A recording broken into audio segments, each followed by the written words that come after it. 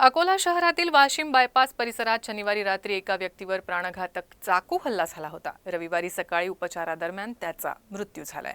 जुने शहर police station हद्दीतील अतिवर्दळीच्या वाशिम बायपासवरील मुख्य चौकात ही घटना घडली। अफरोज खान वय 32 याच्यावर एका अज्ञात तरुणाने शनिवारी रात्री 10 वाजताच्या सुमारास चाकूने सपासप वार केले आणि तो फरार झाला। हल्ल्यात जखमी झालेल्या अफरोज खान याला स्थानिक नागरिकांनी जुने शहर पोलिसांनी तातडीने अकोला सर्वोपचार रुग्णालयात दाखल केलं।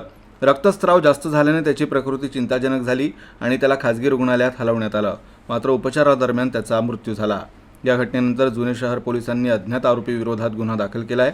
सकाळी अफरोज याच्या मृत्यूनंतर हत्येचा गुन्हा दाखल करण्यात आला। पोलीस मारेकऱ्यांचा कसून शोध घेत आहेत।